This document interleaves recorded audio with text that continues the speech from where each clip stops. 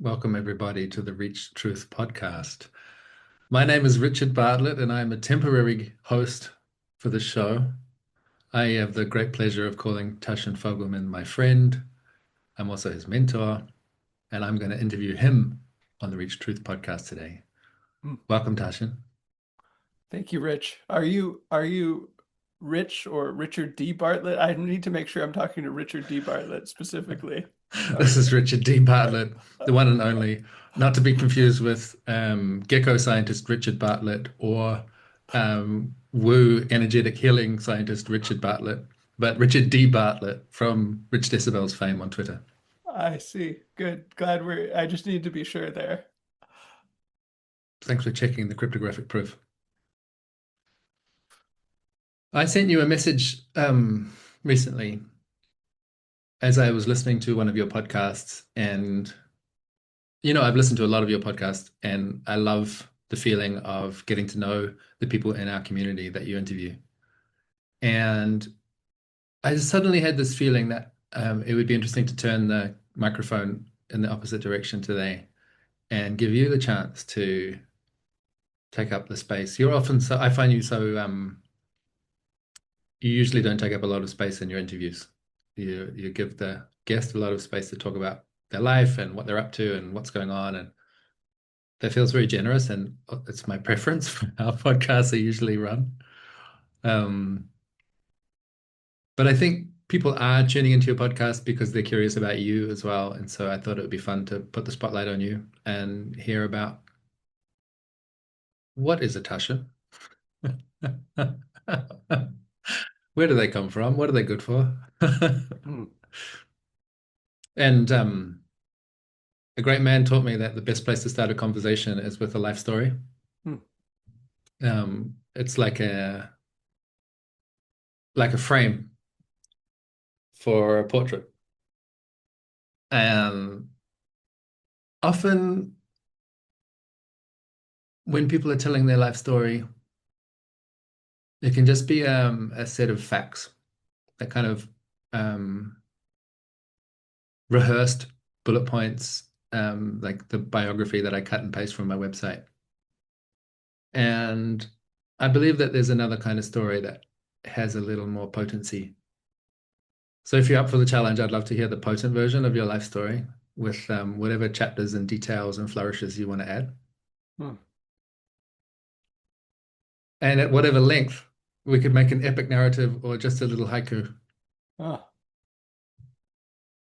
wow. Thank you, Rich.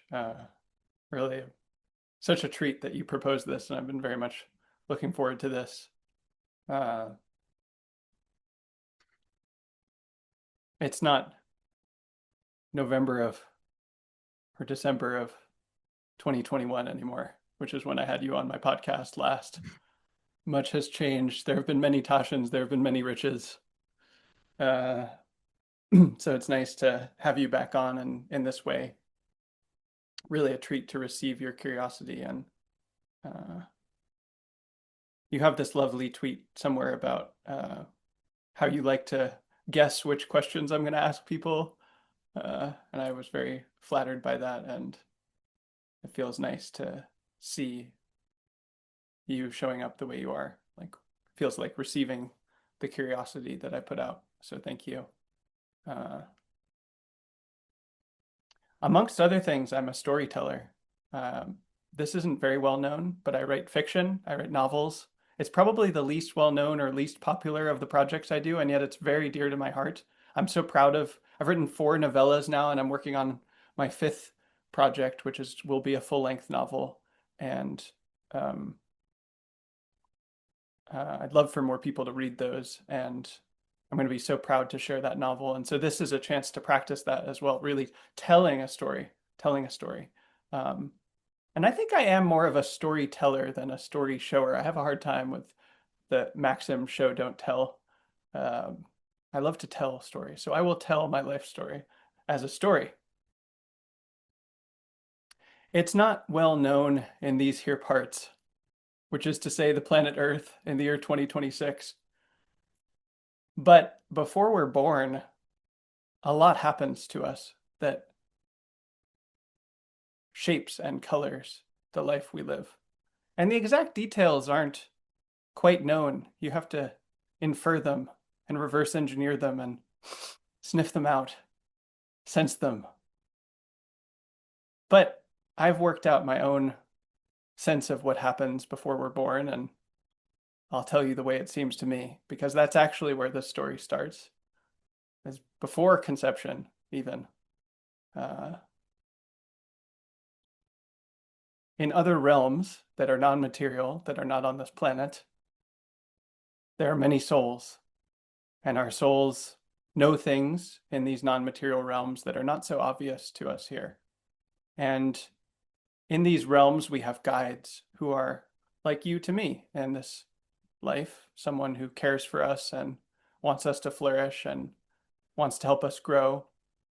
And specifically spiritually, they care for the tending and growth of our soul. And before we're born, we hatch a plan and a plot with our guides about, I think you need to work on this. It's probably about time for you to work on that thing that's been hard for you in the past. And you get to choose. You get to choose what it is you want to work on, what your quest is, what your mission is, what the themes of your life will be. You also get some say in the circumstances of your birth so that that mission can be fulfilled. Different circumstances are useful for different situations. If you want to cultivate patience, a certain environment might be useful for that. That's difficult and easy to be impatient in.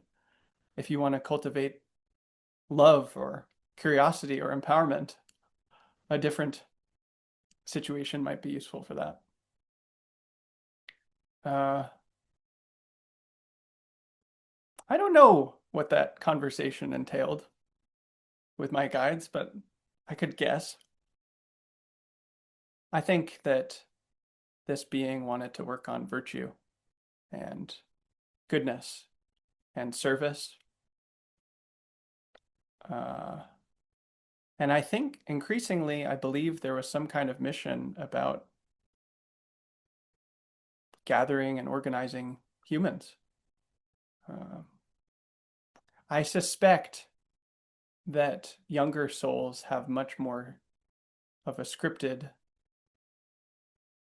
plot, a lot more guardrails, as if you're bowling and you have the guardrails so that you make sure you at least hit some of them. And that the older you are, the more freedom you have to improvise and go off the beaten path and try new things and mess up and make mistakes. And the less your guides are involved, kind of steering things and shaping things from afar.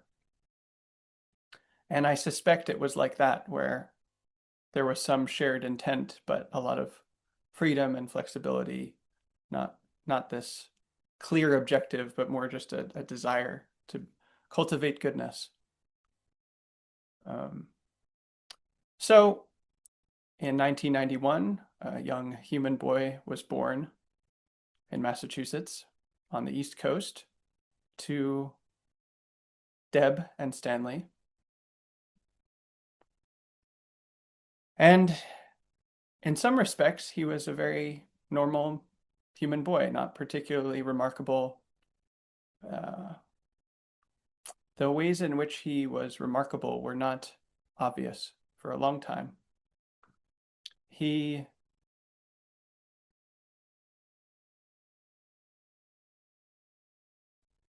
was most it was most obvious that he was kind. It was very clear that he was kind and sweet. If you were to look at pictures of him from that time, you would see a little boy angel who's just filled with joy and sweetness. And as he aged, that would be what was most remarked upon by adults. He had a special kindness that was palpable to those that could see it. He had a lot of energy, a lot of playfulness, a lot of joy. And he wasn't especially intelligent or skilled or gifted in ways that the world understood at the time. He He was, by all the metrics that the adults were tracking, just average. Just, he wasn't unintelligent and not particularly intelligent. He loved to read. His parents encouraged him to read. He was an only child, so reading was a outlet for him to find friendship and adventure and to learn and grow that he wasn't receiving through siblings. Uh, and as he entered the structures that human society created for him, things began to be difficult in different ways. He had difficulty making friends. He would have friends, but then no one that really persisted or really got him, or it was almost as if he wanted to play games that the other kids didn't understand or need. Once on a playground a long time ago, he tried to convince the other children to worship the clouds with him. What are you talking about? It's like, we need to worship the clouds. You're like,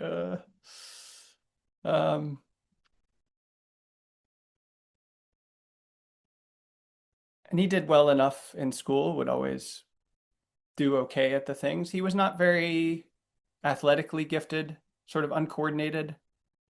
He was very small and skinny. He had a very, very high voice. And all of that was the basis to be remarked on by the other children and bullied. He had very blonde hair, incredibly blonde hair as a child. So sometimes the other boys would not be very kind to him. He was very kind. He would be kind. He had a special gift for speaking with the other children who had something like Down syndrome or autism or Asperger's. There were a number of friends that he had over the years who had these conditions, and it was always so clear to him that they were just people too.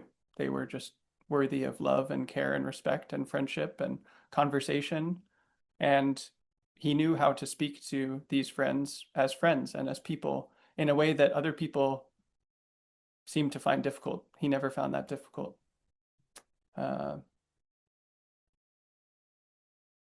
He was raised Unitarian Universalist and taught that all religions had truth and wisdom.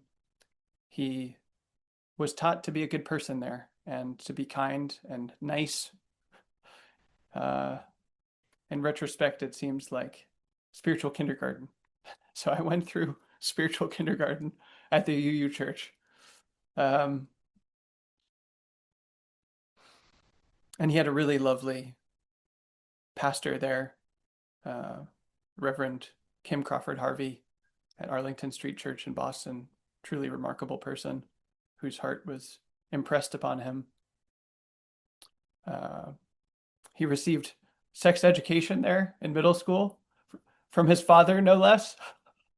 They had a really wonderful sex ed class that was very sex positive and very factual, and that gave him an attitude of sex being normal and acceptable and good and healthy, to be treated with care and respect, but not shameful or bad.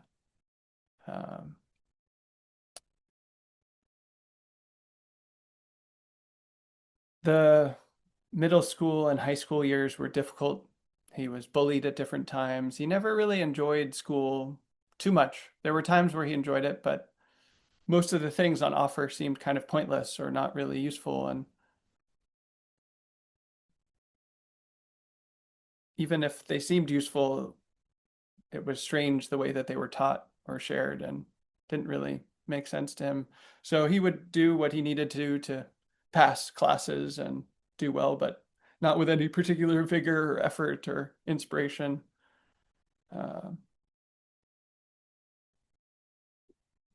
He enjoyed writing and reading. He loved his English classes very much because there were interesting books there, and he loved to read about the books and read the books and to write about them. But largely from the perspective of the system, truly an unremarkable person.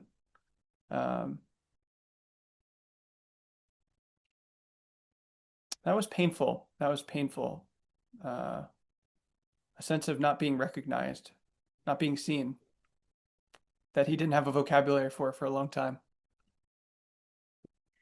And as the years for college approached, he felt very confused because he knew he was supposed to go to college, but he didn't really want to, and he didn't know where. And he felt very overwhelmed by the prospect of taking standardized tests and applying and money and figuring that out. His parents assured him that that would be fine, but it still felt very stressful. And speaking about this with his mother, Deb, recommended to him that he read Colleges That Change Lives by Lauren Pope. And this was a real turning point for young Michael. His mother had gone to Earlham College, which is one of the schools listed in this book. And she was very clear. She said, "You don't need to go to Earlham. I don't expect you to go to Earlham. But I think you should read this book and it will expand your sense of what is possible." Previously, he'd been looking at one of these big American books that has a list of all of the schools, and it's just statistics and facts. And there was no story about why he might go to one place or another. And the Lauren Pope book offered that, and he fell in love with two possibilities and ultimately decided to go to St. John's College in Annapolis, Maryland. They had a rolling admission system, so he sent in an application. They didn't need SAT scores. It was just essays, and he was accepted 2 weeks later, and it was already his top choice at that point. So he was like, okay, I'm going there. And he had always loved to read, and everyone there was there to read books, to read the great books. It was a standardized curriculum in the great books, a liberal arts education where everyone did the same thing, which was to read the great books, to talk about them in class, and to write essays about them. All of the classes were conversation based, and by and large, the only homework was either to read or to write. And initially, he had the sense of, I'm going to have read these books. It was like an acquisition he wanted to get. I will have read these books that are important. But as he matriculated there and went through the years, he found something far more precious, which was that he learned to think. He learned to read. He learned to write. He learned to ask questions. He learned to have conversations. He learned to follow his curiosity. And he applied that to the books there and enjoyed many of them and found friends there and teachers and mentors.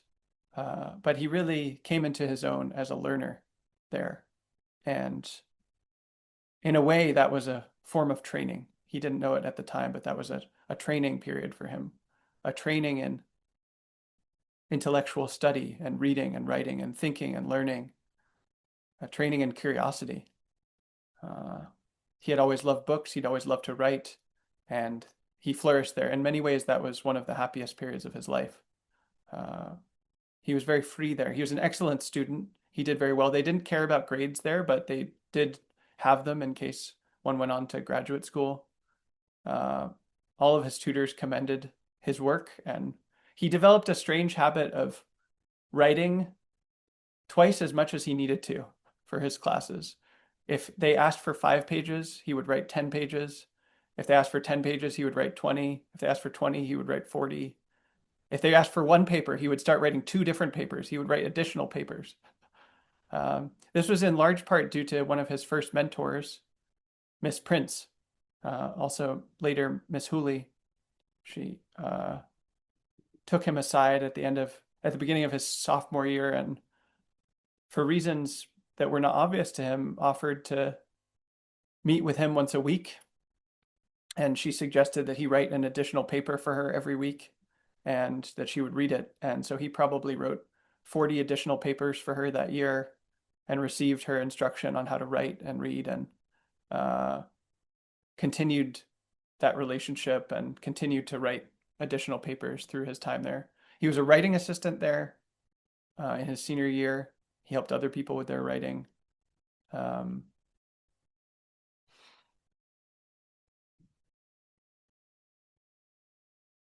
So he really flourished there. He was seen in a way, and he had friends who understood books and learning and all everyone at St. John's was strange in a way. He had felt so strange and unusual and different for most of his life, and he didn't feel especially strange there. He just felt different in a normal way. It was different to be normal, and that was very healing for him. After he graduated, he didn't feel especially called to get a job.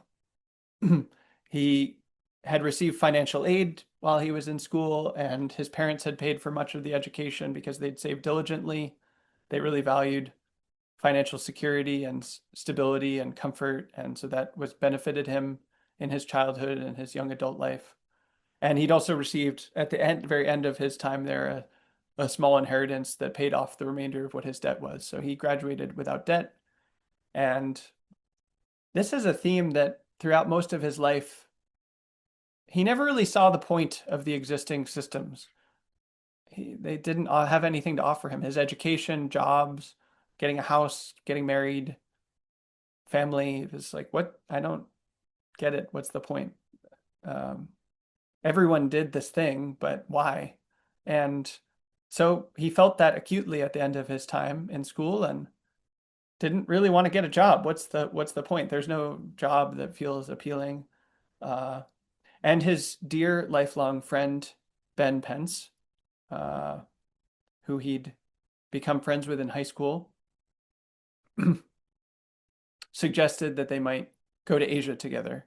Ben had went to school near Michael in DC and then started working at the NSA in the federal government and did security there for them. And he was preparing to close that job and wanted to see the world and kindly offered to take Michael with him to Asia.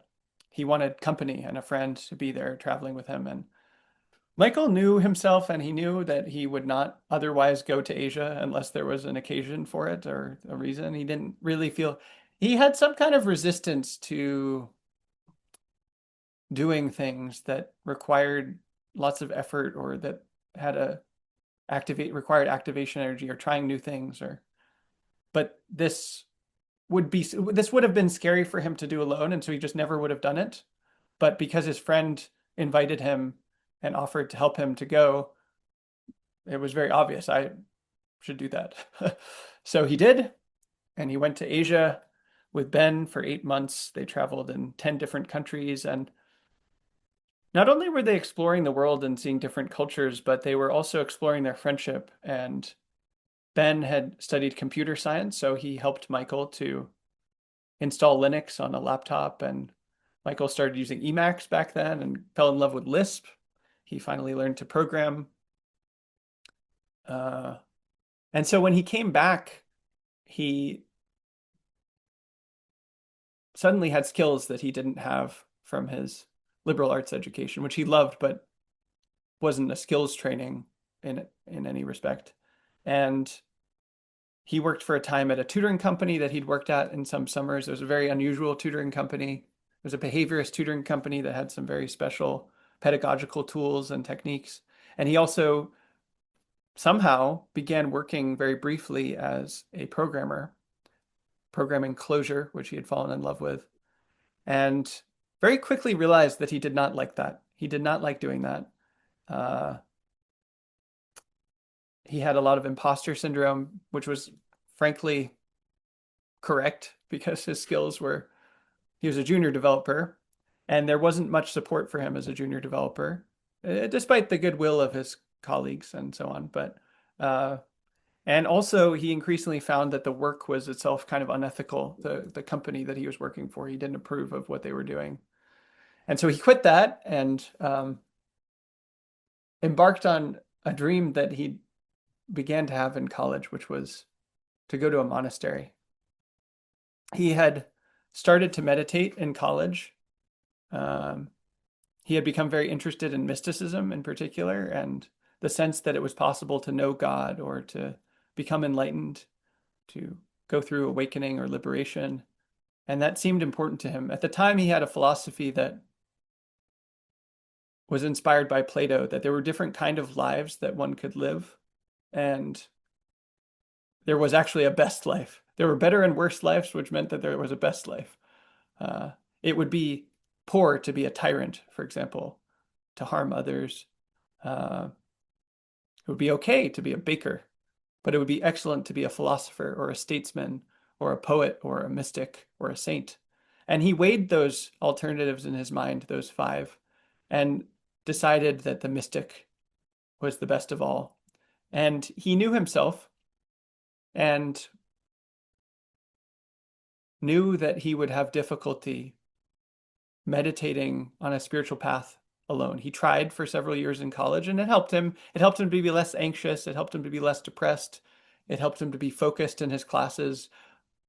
But it was the equivalent of jogging a few times a week for 20 minutes as opposed to running an ultra marathon. And he really, his soul longed to run an ultra marathon. And he knew that he needed help. So through various circumstances, including what he understood to be divine inspiration, he realized he needed to go to a monastery. And he had heard of a monastery in Vermont that used Shinzen Young's basic mindfulness system. He had been very inspired by Shinzen Young during his time at college. The way that Shinzen talked about meditation and mysticism made a lot of sense to him. And he knew from his travels in Asia that he would not do well in an Asian monastery, no matter how much he was inspired by those traditions or respected them. He culturally was an American, a middle-class American, a white man, and he needed a learning structure that would accommodate him in particular.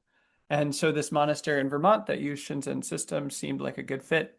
He had gone to visit just before his trip to Asia and had been very impressed by the community there. He had been there for a week and he learned more in that week than he had in quite some time, which was saying something given that he'd been at St. John's. And he thought about that week throughout his whole trip in Asia. He was inspired by it and kept it close in his heart and things that he'd learned there and tried to practice them. And so when he came back, he ended up going there. At the beginning, it was called the Center for Mindful Learning, which is still the nonprofit name of that organization. Eventually, it came to be known as MAPLE, the Monastic Academy for the Preservation of Life on Earth.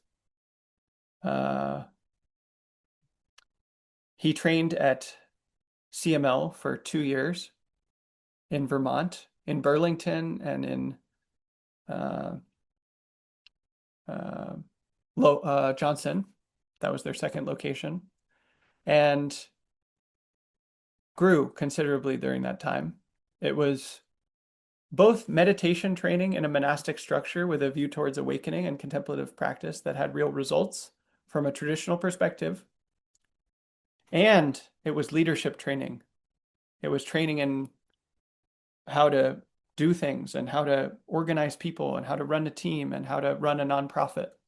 And the hope was that they would create trustworthy leaders, people who had wisdom, love, and power, people who not only had a deep, genuine realization and a contemplative practice, but also the skills to manifest that in the world through running a monastery or running a nonprofit or creating a company or some other method of bringing people together to do good things in the world. They weren't interested in either of those things alone, but rather their mutually supportive relationship. And that was fundamental to the training. He deepened in his meditation practice quite considerably. He helped his teacher, Soryu Foral, to write a book based on his teachings that was called Maple Seeds. They self-published it together. And he fell in love in that time. And he decided to leave to live with his then partner. And they lived together for about a year. And during that time, he diverged. He explored many things. In retrospect, big focuses for that time were programming, teaching meditation, productivity, and strategy. He dove deeply into those things. And the relationship fell apart eventually. And He'd been called for some time to take the Bodhisattva vows. He was very inspired by the Bodhisattva vows. He saw his friends taking them, and he had such a complex response where he really felt devoted to the Bodhisattva vows and inspired by them, and immense resistance where he feared the fact that he didn't know what they meant. And he feared that even if it were possible to do these seemingly impossible vows, surely it was not possible for him in particular. Others could do them, but not him. There was a deep cowardice, painful cowardice for him. And that dissolved in a moment on a retreat with Shinzen Young that he did during that time, where he realized, oh, this is the only thing that makes sense, actually. It's not about me. It's not about self. It's not about can. It's not about can't. It's about service. It's about service. The thing to do is to devote one's life to service. And he became willing to take the vows. He remembered that when he was very young, 5, 6, 7, he had a defining moment that he was standing in his childhood bedroom and perplexed by the universe, the fact that there was a universe at all and what it was to be alive, deep confusion about what it means that we're alive and that there's a universe at all. And from that place of confusion, of not knowing, he resolved, he made a vow, he made a prayer in a state of mind that seems now to be bodhicitta, is I will be a good person. I don't know what that means. I don't even know why we're alive or what it means to be alive, but the only thing that makes sense is to be a good person, and I will do whatever it takes to be a good person. Even though I don't know what that means, even though I don't know why I'm alive, even though I don't know what the universe is. He didn't have words for this at 5 or 6 or 7, but that was his heart, was deep confusion about the universe and his life. And from that place of confusion, immense resolve to be a good person. And in reality, he took the Bodhisattva vows in that moment as a young boy, and presumably in previous lives as well. And he renewed his vows as an adult man in the year 2018 when he was 27, I suppose. He received the name Tasshin, which means reach truth or achieve wisdom or touch authenticity. The first character is Tatsu by itself, but with the shin sound, it changes the sound to be Tasshin. And the first character was chosen by his teacher, Soryu Foral. And the second character is in lineage with Shinzen Young, who had originally inspired him to practice meditation and who conducted that ceremony.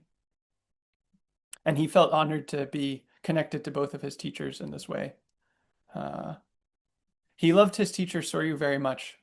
Foral was a great man, is a great man, an imperfect man, a complicated man, a flawed man, but an excellent man, a commendable man, a remarkable man, and in many ways a second father to Tasshin. A spiritual guide. And Foral poured immense love and care and skill into the education, the spiritual education of Michael for years, despite immense anxiety and pain and confusion and self-sabotage and anguish. Foral saw past that into deep basic goodness and bodhicitta and skill and excellence, and believed in Michael, Tasshin, before Michael believed in himself. It was an immense gift. Years of that kind of love and seeing and attention and care and transmission of Dharma.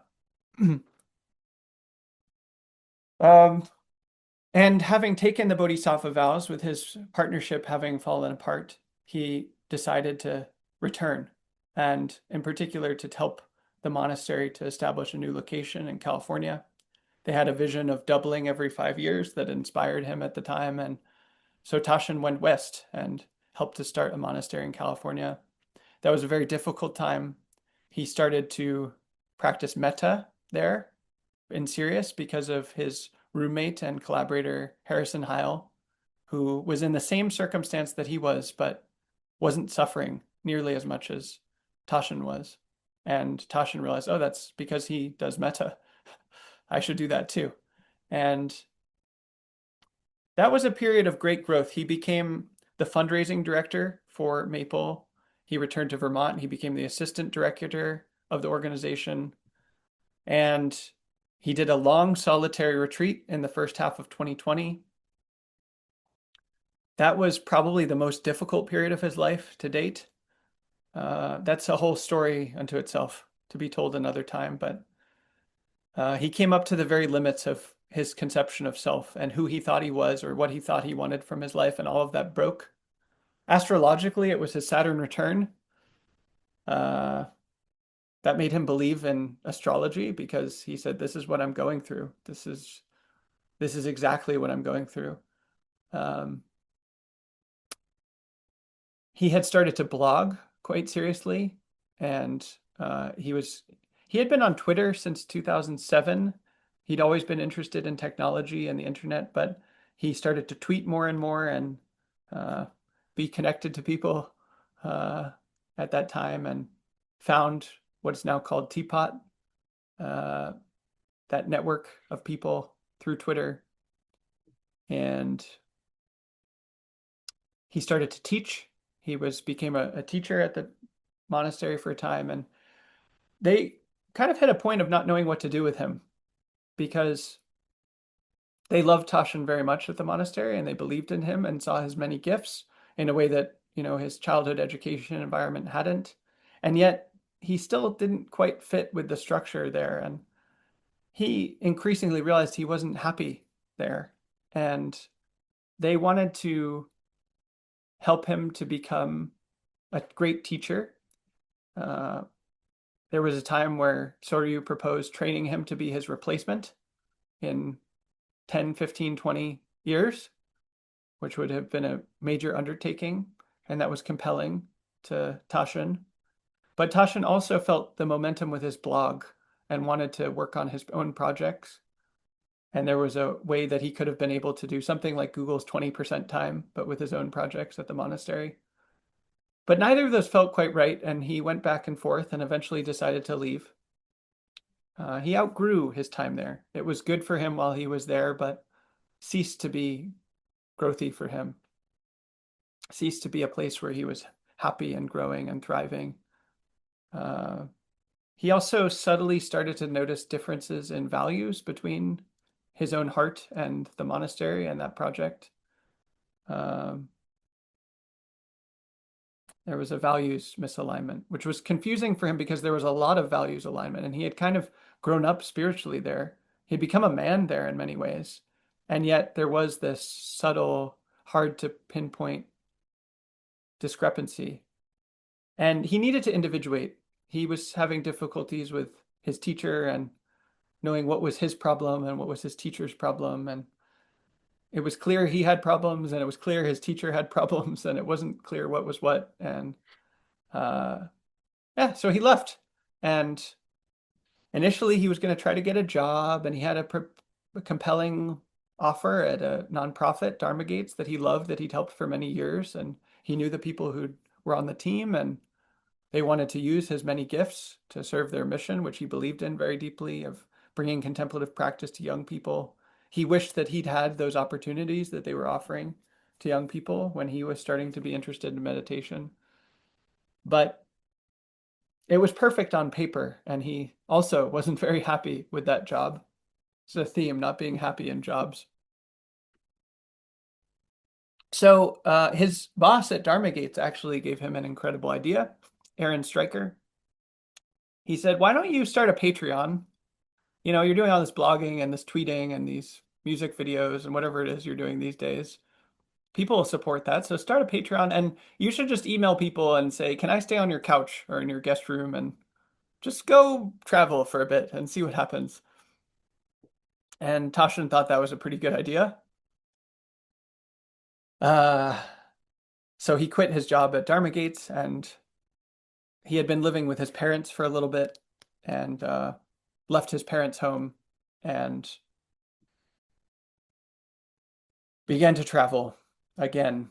And in many ways, he'd lived on the road for a long time because he was in Asia. And then when he was in, especially his second training period at Maple, he was going between Vermont and Massachusetts and California quite a bit. His parents were having health difficulties, so he would go back to take care of his parents and so on. Uh, so he was very familiar with the road, but not on a pilgrimage, and it became clear to him that he was on a pilgrimage. He had done walking pilgrimage while he was at Maple. Uh, he and his teacher Soryu had both been inspired by Peace Pilgrim, who did walking pilgrimage and as a spiritual practice, and he had done two walking pilgrimages that in many ways taught him more than all of the meditation retreats he ever did.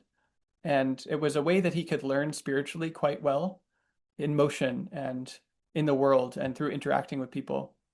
And so he embarked on a kind of pilgrimage, not a walking pilgrimage, but a Tasshin shaped pilgrimage. And uh, he fell in love at the beginning very quickly with someone that he met through Teapot, someone who inspired him very deeply, and someone who he felt saw his true nature beyond what he had been cultivating in a monastery, someone who saw his joy and his creativity and his aliveness and his potential and deep inspiration, deep yearning to give and serve in a very unusual way. And he felt met and seen and loved in a way that he'd not before, even by his teacher. It was similar to the way his teacher had loved him, but as a lover and a partner and a peer rather than a senior. And uh, there was a period of time where he dated this woman and they were very happy. This was also perhaps the happiest period of his life. And he grew immensely during that time. And in retrospect, much of that first year of his pilgrimage was about finding what his teacher would have called his vow, his calling, his life purpose. And he gradually, in steps, became clear that at the time he understood his life purpose to be love, curiosity, and empowerment. Those came in successive realizations. Love is part of my life's work. Curiosity is also part of my life's work. It's complete empowerment. Empowerment is also part of my life's work. There was a kind of relaxation when he found the third of those three pieces. There was a completion. And that happened when he met his collaborator, his beloved collaborator, Mary Bjork. He realized that there was a third part of his life's work, empowerment, and that he wanted to spend the rest of his life devoted to love, curiosity, and empowerment. And he proposed to Mary that they do that together, despite the fact that they're meeting for the first time, that they work on empowerment in particular together. And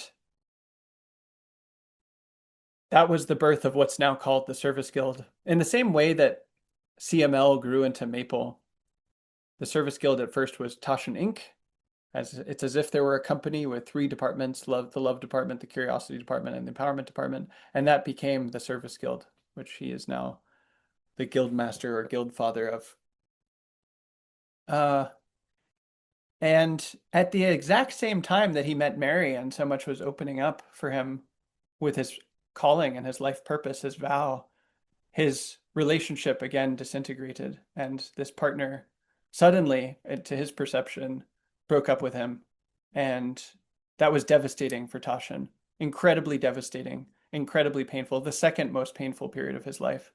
And it took him years to grieve the ending of that relationship. He had loved that partner so much, and she had brought so much life and clarity and purpose into his heart and his life that it was excruciatingly painful for him. And in fact, he had to learn how to grieve through that experience. He really learned to grieve. Uh, he eventually found all of the layers of pain that were surfaced through that experience: anger, sadness, hatred, confusion, jealousy, nostalgia, doubt, distrust, all of these different layers of confusion and pain and tangle that were pinging each other so that they were all causing suffering. And he had to take them one layer by layer, feel them, listen to them, and learn from them. There was a lesson that each of those had to teach him. And he grew through those lessons. And his heart healed. During that time, he somehow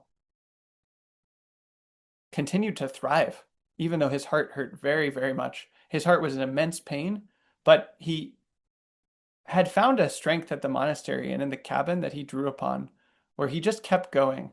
He just kept going, and he did each next project and each next day and each next month and each next chapter of his pilgrimage, and just kept going one foot after the other. And he was immensely productive during that time.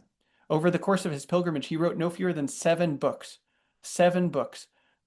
He began weaving this immense web of collaborators that became the Service Guild, where each collaborator was in a department and started to coordinate in ways that he'd learned about from his study of strategy and his experience with monasteries and nonprofits and his own inmost inspiration. And gradually his heart healed, and he found himself at the head of a beautiful organization that was unlike anything he'd seen before. It wasn't a nonprofit, it wasn't a company, it wasn't a monastery, it wasn't the military, which he was very inspired by. It wasn't the mafia, which he'd also been inspired by. All of these different social structures had inspiration on him, and he took this part and this part, but it was a guild.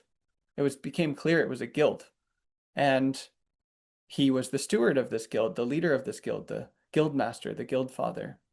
And Mary, of course, was the guild mother.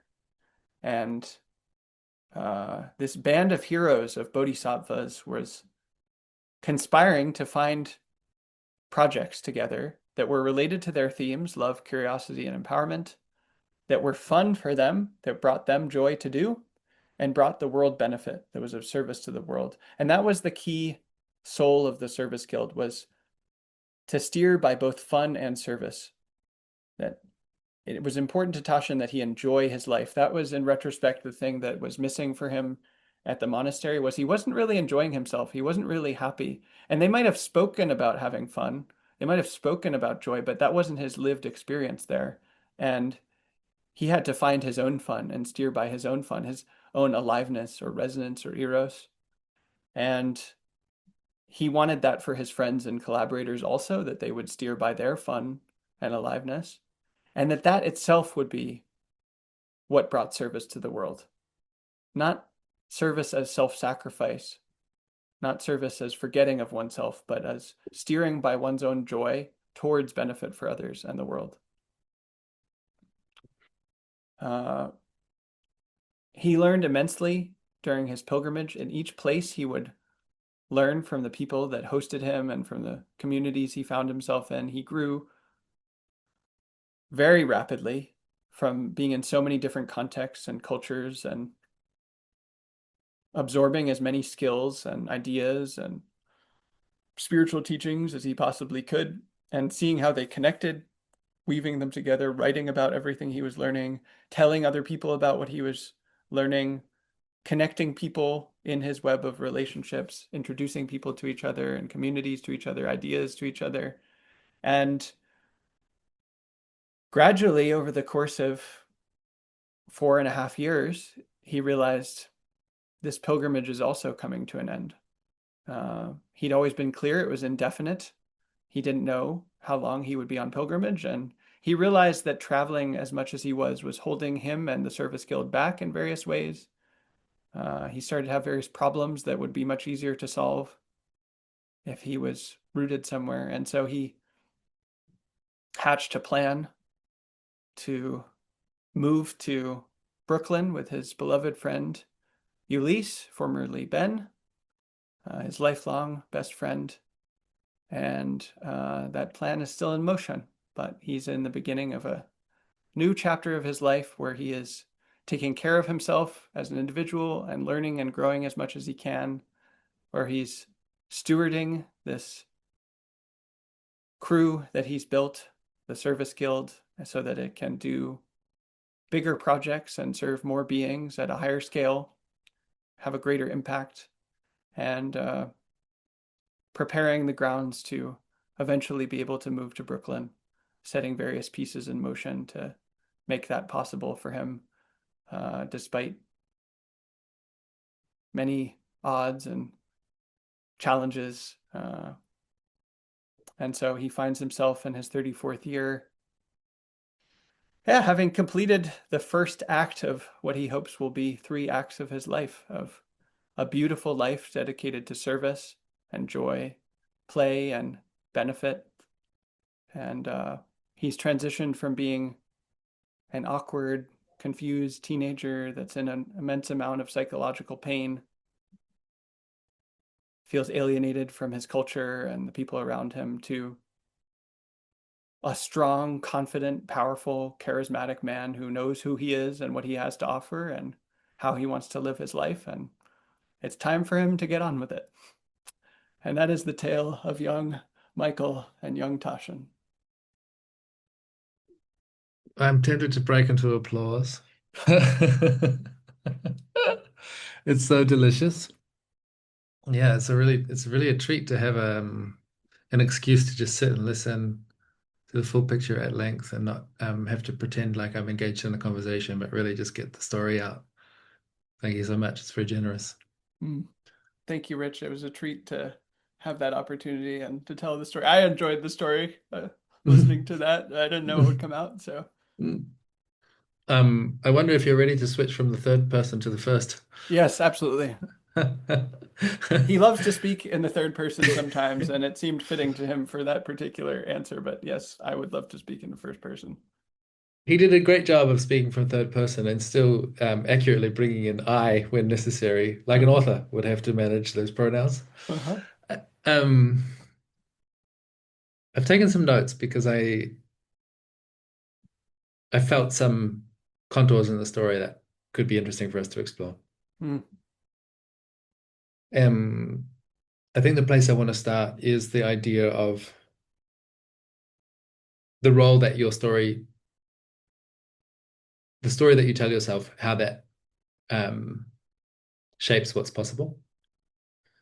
And obviously, your actual life is full of infinite complexity and detail, but in the storytelling, we're simplifying and emphasizing and like throwing a line of best fit through a scatter plot of a million data points. And they're like chapters.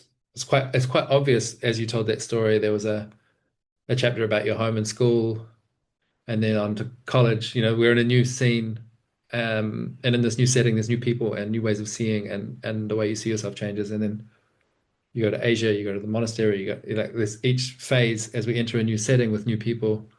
Um, I can imagine if you had told your story at each of those points in time, you would have emphasized really different parts. So I'm wondering how this story you told today is different from a story you might have told a few years ago. Mm. What a lovely question. I'll answer I with was trying to impersonate Tasshin with that question. uh, that's funny. I'll answer with a little bit of preamble, to say that I think of a vow on 2 levels, ontologically, and you might say it is phenomenologically, but also just conceptually. Let's say conceptually. Where ontologically, what a vow actually is, in my understanding, is karma. It's the karma we come in with in our life and the actions we take in our life, during our life, and the effects of all of those actions, both while we're alive and afterwards. And that whole karmic sum is how I think of what our vow is ontologically. And then conceptually, it's what you were talking about, this line of best fit. It's the story we tell ourselves and others about who we are and what our life is and what we're here to do that helps us to understand ourselves, but also to coordinate with other people. And that's actually really on the level of which the empowerment department works, is really storytelling. So yes, it is a different story than I would have told previously. Um, the thing that's most clear to me is that that particular telling bears the mark of all of the grieving I've done. I had to grieve leaving the monastery. I had to grieve the end of that relationship. I had to grieve my mother's passing. I had to grieve many stories about who I was or what I thought I was supposed to do. Or, I really identified with being a monk for a time. And I thought I was obeying God's will by being a monk. It's like, oh, am I disobeying God's will by not being a monk anymore? And um, I'm always hesitant to talk about Maple because, for one thing, they're quite controversial these days and often have been. And Soryu has been controversial his whole life since he was 4, basically. Uh, um, and I don't think that writing in public affords the level of nuance I feel in my own heart about this topic and about my teacher. Um, I love my teacher and I respect my teacher. He was an excellent teacher to me. I am proud to say that on record. I am so grateful for the teachings he gave me. He loved me immensely in so many ways for countless years, and I am who I am because of that, and I'm proud of who I am. Um, and I loved being at the monastery. It was good for me while I was there.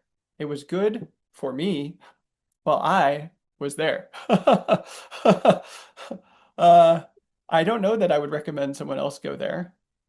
That would really depend. In fact, I probably wouldn't, but I might recommend it to someone specific under certain circumstances. Um,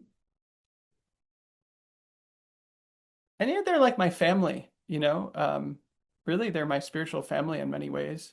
And I have problems with my biological family that I won't get into, and I wouldn't criticize my family members uh, in detail in public, other than to be like, yeah, there's been some stuff.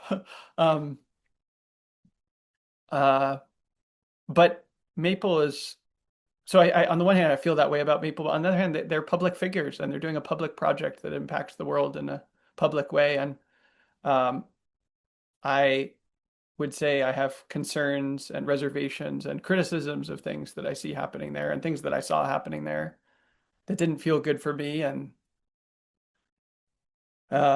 things that I contributed to, frankly, while I was there. I've had to think about that and reflect on that and apologize to people for that and that sort of thing.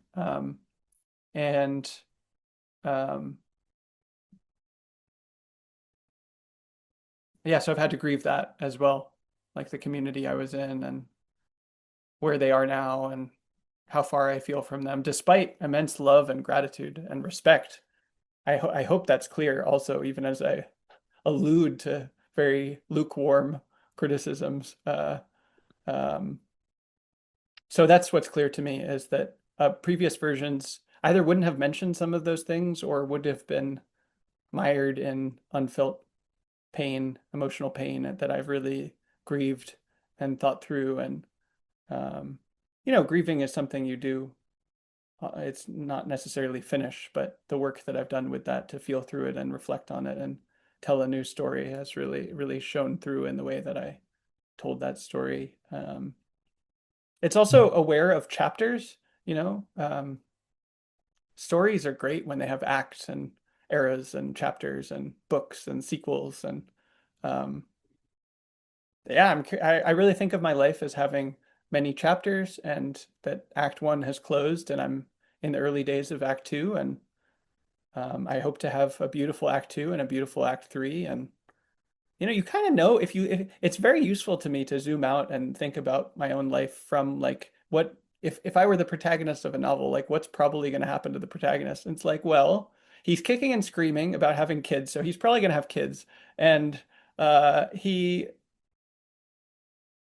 pretty much every great leader ever has some spiritual crisis of faith where they make some huge mistake and everyone hates them, and then they emerge even stronger and even like purified by the fire of people's feedback. And it's like that's probably going to happen to me. I hope not. I'm not looking forward to it, but like that happens to leaders. That happened to so many, but I'm thinking of Steve Jobs in particular. Like he built this company and then they fired him, and that was excruciatingly painful and humiliating for him. And then he came back and did it even better and did some amazing things that outshone the things he did in the first one. And um, I'm thinking about Arnold also. One of the things that inspires me about Arnold Schwarzenegger is how many acts of his life he's had. And um, he just periodically decides every decade that he's going to be a different person and do amazing at it. And people are like, no, you can't do that. And he's like, no, you're wrong. I'm going to do it. And then he does it. And um, I am very inspired by that. So I hope to do that. And yeah, I think I've embarked on a beautiful life. And Act Two is about actually living the thing that I have sort of set up the foundations for. Hmm. Hmm. I'm really glad we're name checking Arnie. I also have a huge admiration for him. For who? Um, for Arnold. Yeah, Arnold. oh, yeah. Yes. There was an interesting thread through the story. I feel like there was only two characters in the story. Mm. There was Tasshin and there was Tasshin's guides. Mm-hmm. Um, the guides from the non-material plane, and then your parents and your teachers and this pastor, and then the other teachers at the monastery, and uh, your good friend and your lover, and each of these characters helped sweep the path and remove obstacles and help you see the parts of yourself that were hard to see in the mirror. And I wonder what you've learned about playing that role, because you talked about being a guild father, you talked about not just wisdom and love, but also power, like organizing people, um, yeah, making an impact, making a difference. And I want to hear your reflections on like what is it about those people that helped you along in your story that you really admire? Like what are the traits that you admire that you really want to embody in your own leadership? Mm.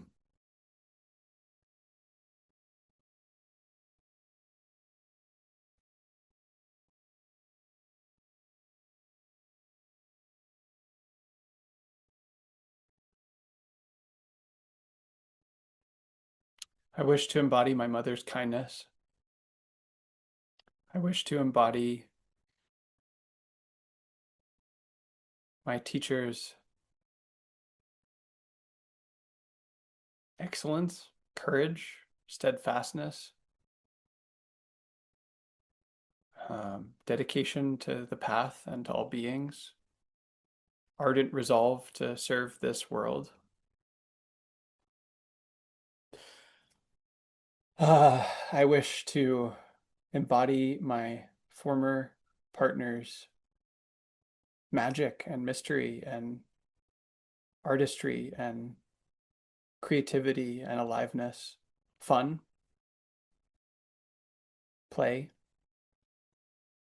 I wish to embody Peace Pilgrim's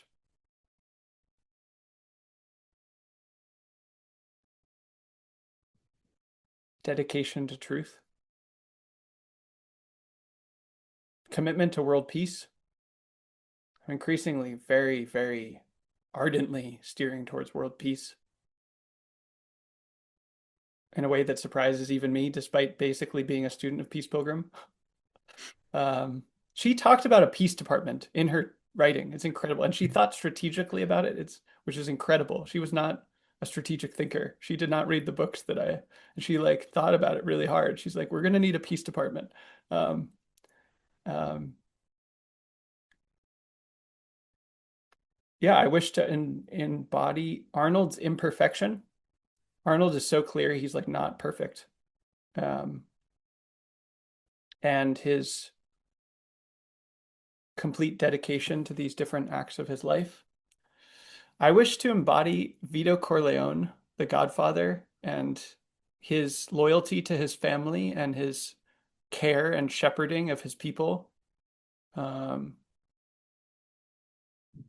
he had many constraints that I do not, and um, in some ways, of course, chose methods that I would not approve of, but in other ways, chose methods I really approve of like loyalty to friends and family, and um, also forgiveness. I mean, in some ways, he embodies forgiveness.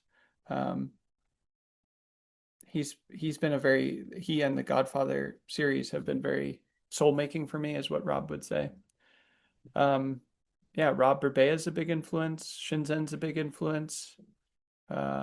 So many of the people I read at St. John's.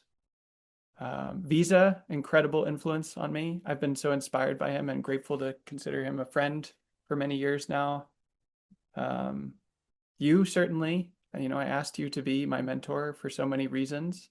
I think that it's my job now to lead the service guild. And, if I was building a nonprofit, I'd ask someone who'd built a nonprofit before. And if I was building a company, I'd ask someone who had built a company before. And nobody's built the service guild before. And it's kind of weird. And you've built some weird organizations in your time and been around a bunch of different scenes. And um, yeah, I hope to embody your care for structure and organization, but also the humans that are there and the world, and like not sacrifice the humans or the reality of relationship for the structure, and your inventiveness with trying new things. Everyone who's ever been on my podcast is someone I hope to embody something of. I think this is a great lesson that my teacher taught me. When in my early 20s, and this was really developmental, I think, I just idolized him. I thought he was the greatest person who'd ever lived. And I wanted to be him. Like I was like, oh, if there's any difference between me and him, I should learn how to be him. And that comes through. Yeah, I'm glad that that's a phase I went through. Um, he's with me. I really feel like he's in my heart and my body. And I don't talk to him very much these days right now, but I feel very close to him. And um, I'm proud that I have learned so much from him and embody him in some ways. Um, oh, but at a certain point, I started to see, oh, he has problems and he has challenges and he's doing things I don't really approve of, and seems like that's kind of hard for him. That's weird. And um, now I know how to do that with literally everyone, where I can just see the good in them and not be blind to the bad, but just not be as affected by the bad and just take the good and so on. And that means that everyone can be a hero to me, literally everyone. And even if you're only learning by counterexample, oh, that's not how I want to do it. Like that, someone can still be a teacher through that. Um, and yeah, above all, I want to be, I chose to tattoo love, curiosity, and empowerment to my body. And I want to be Tasshin. I want to embody love, curiosity, and empowerment. I want to embody the synthesis or right relationship of fun and service. Uh, Having fun in one's phenomenological experience as a compass towards service and benefit. Uh, that's like a lead measure. It's like a lead qualitative measure of benefit for all beings. It's like, I don't know why I'm doing this. I can't tell you how this is going to help other people, but I just feel called to do this. I'm going to trust that and just keep going in that direction. And that has served me well. And I want the Service Guild to embody that. I don't like the word fun or service, and I was so pleased that we could find the domain serviceguild.fun, because that's like it's got both words in there. Okay. It's that kind of a guild, a serve fun serve guild. So Yeah, that's what I hope to embody. I was going to comment on that balance between fun and service because,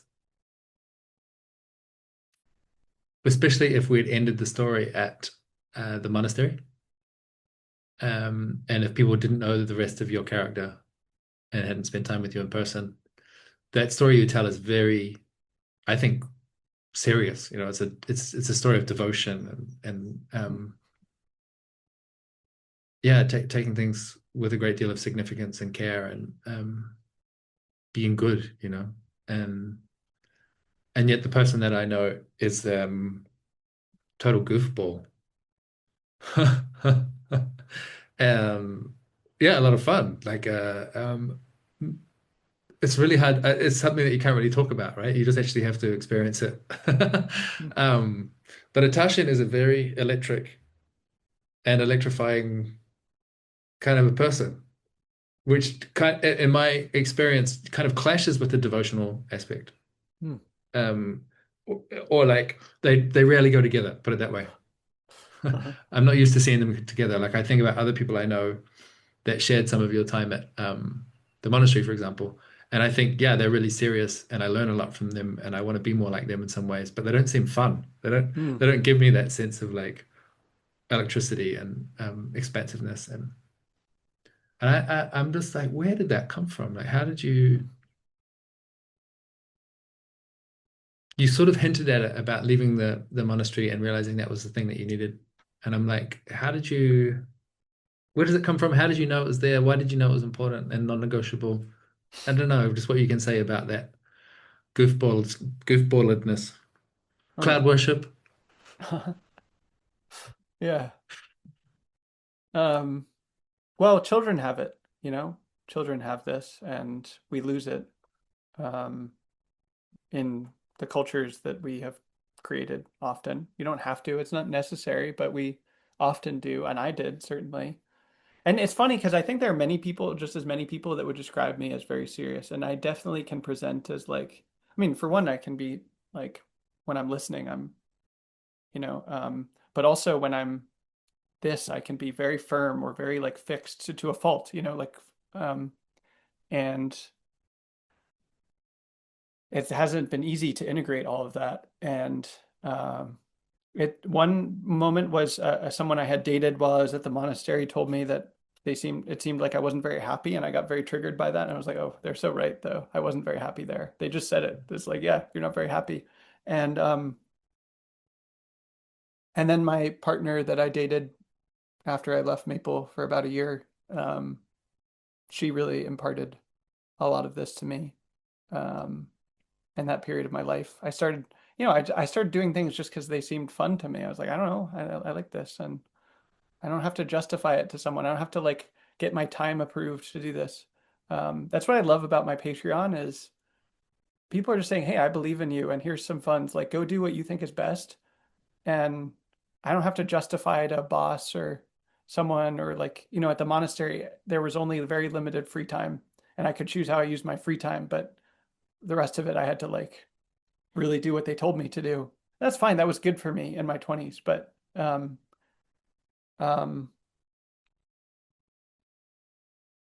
going different places on my pilgrimage helped to like choosing where to go and Mm, why, and mm, um, meeting lots of different people. And mm, um, I think mm, realizing that when I followed my fun, that actually was the thing that benefited the world.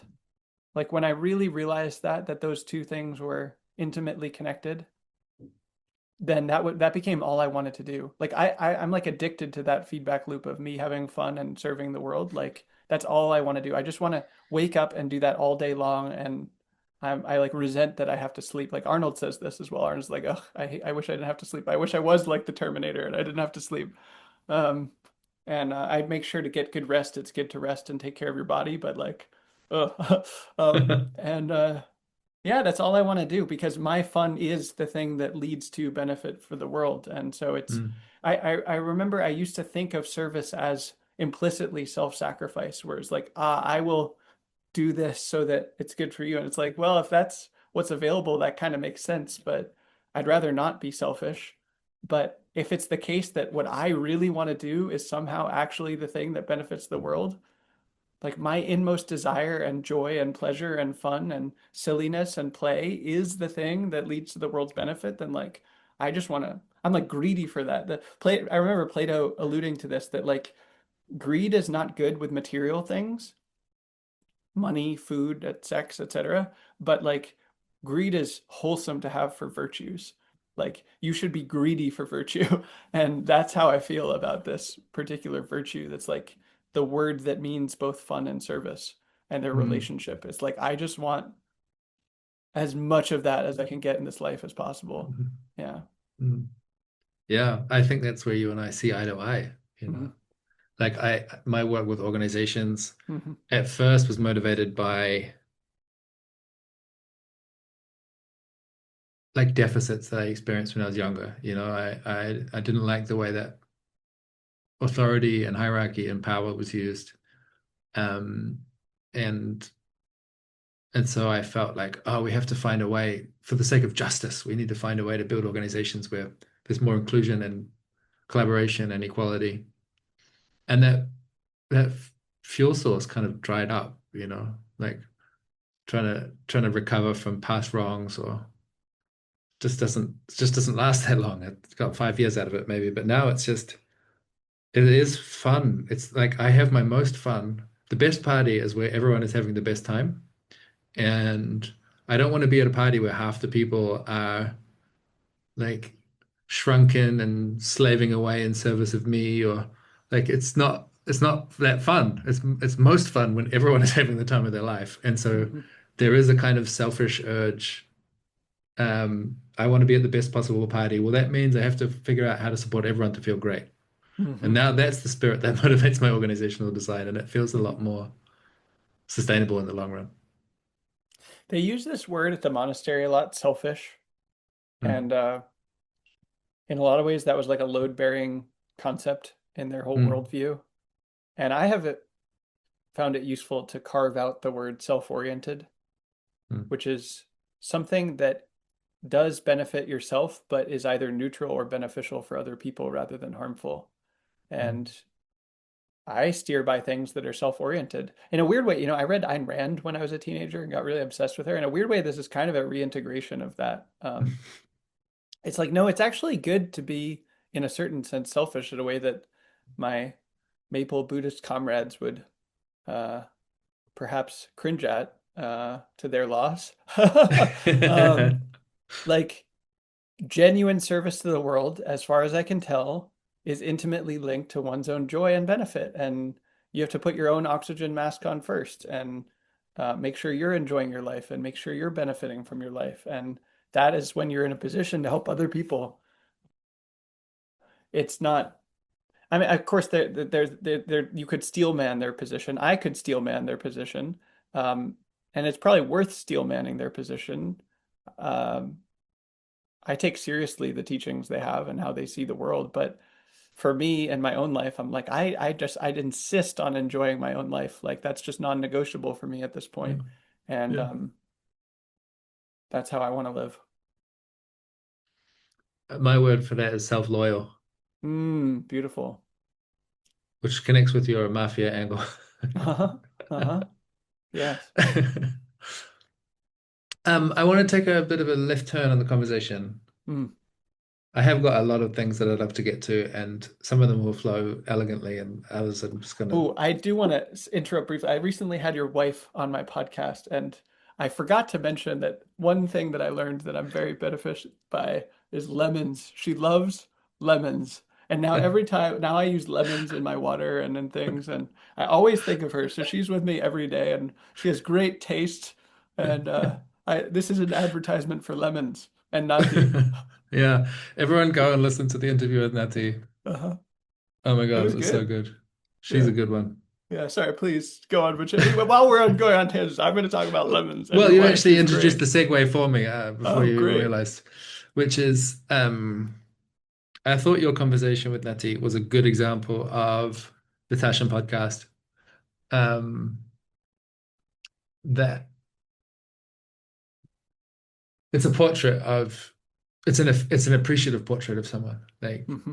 um, look at the particular configuration of gifts in this being, and let's admire them without spooking the cats. And I wanted to talk about your podcast. I wanted to talk about that original impulse that drove you to create it and where you're currently at with it. Like, I thought this one thing we could do with this conversation is mark a chapter in the podcast and say, okay, that we've wrapped up a season and maybe a new season is coming, or I don't know.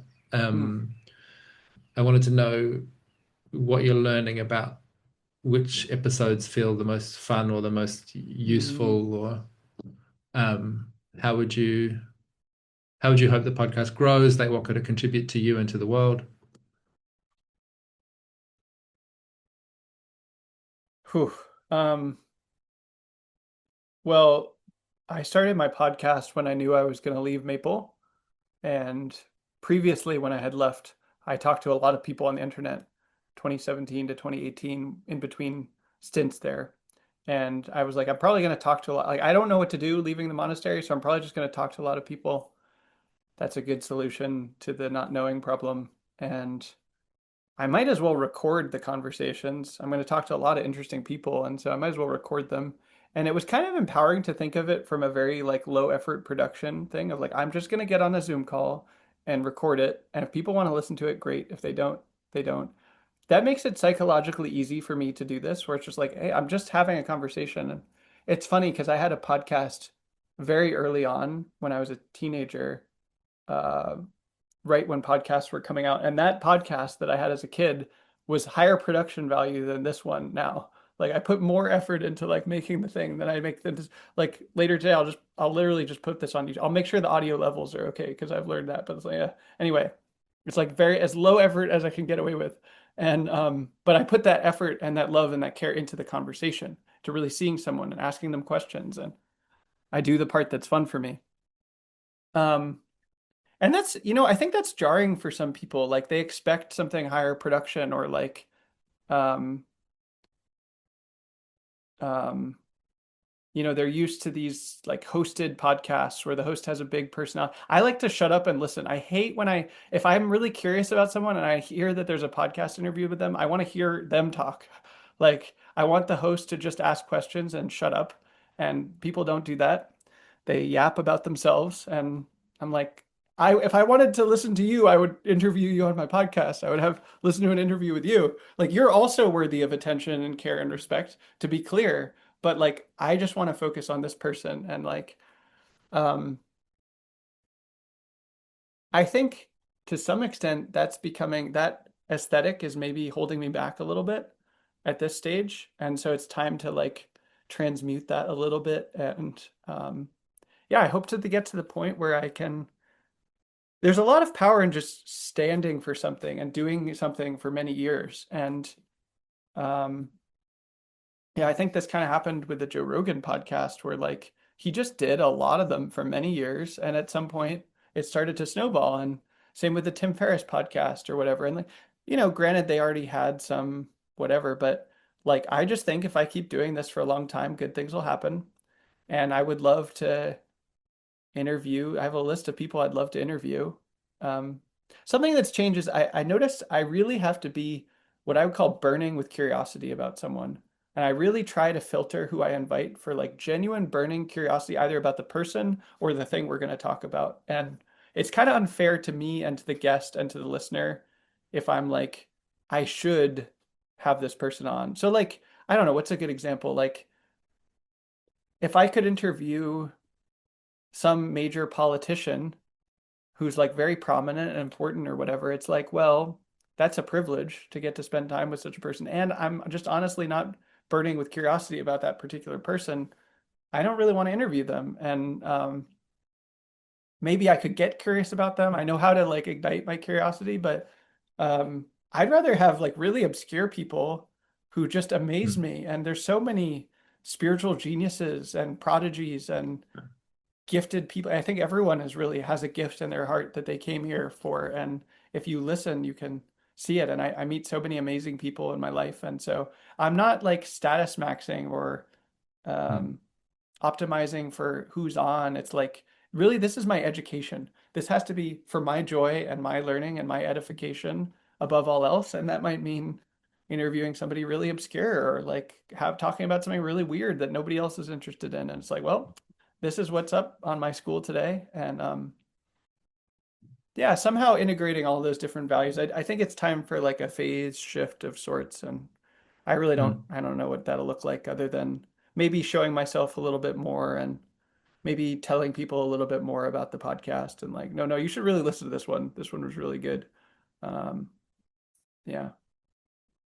mm. Have you learned anything about um,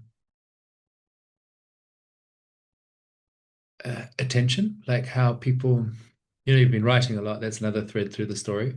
Hmm. Um, I think the way you told the story illustrates something you know about how to hold someone's attention once they're in shared presence with you. Um, but I wonder if you've learned anything about getting the attention in the first place, maybe Hmm. from tweets or blogs or writing or. Well, I'd say I'm playing a long game and Mm, it's a slow game. And I think my whole marketing strategy is like to a fault. If you build it, they will come. And I just make the best things I possibly can and um, don't really tell many people about them. And mm, I try to, one of my principles for marketing that I think is non-negotiable is I really try to treat other people the way I would want to be treated. And so, like, I don't use Substack, for example. I despise how Substack treats me as a reader. Uh, and so, no matter how much, no matter how good the content is, I'm happy to read there. Well, happy is an exaggeration, but I will read there. Many of my friends are writing there. I am happy for my friends who are getting much more attention and money for their writing because they're on there. But I just don't want to treat people that way. I refuse to treat people that way. And um, I think I could do a better job at um, telling people how what I'm doing and how and what I'm doing. But I still want to do it in a way that's like I would like to be treated this way. And finding that balance is tricky. But I don't know. I think that if you do really good things and then you keep at it for a long time and get better and better. And then you also create feedback loops between the things. You link them to each other. You like connect people with each other. You build it at a bigger level. Like it's conditions, consequences. When you play conditions, consequences style, at a certain point, you just win. And it looks like you're cheating. It's like you couldn't possibly be winning this hard. How you must be cheating. You must be doping. You must be like doing sexual favors for someone somewhere. It's like, yeah. no, I just like I think Visa has some good tweets about this. He's like, when I really succeed, people will just say, "Oh, I was lucky." And he's like, I have the proof of work. Like I was not just lucky. Like Visa was like a genius from the beginning, but like academically he had a really hard time and like was like super underdog story, like Mm, super underdog story, like way more than me. Like I'm not an under, and it's like you're not there is grace and there is luck and you do receive immense help from other people.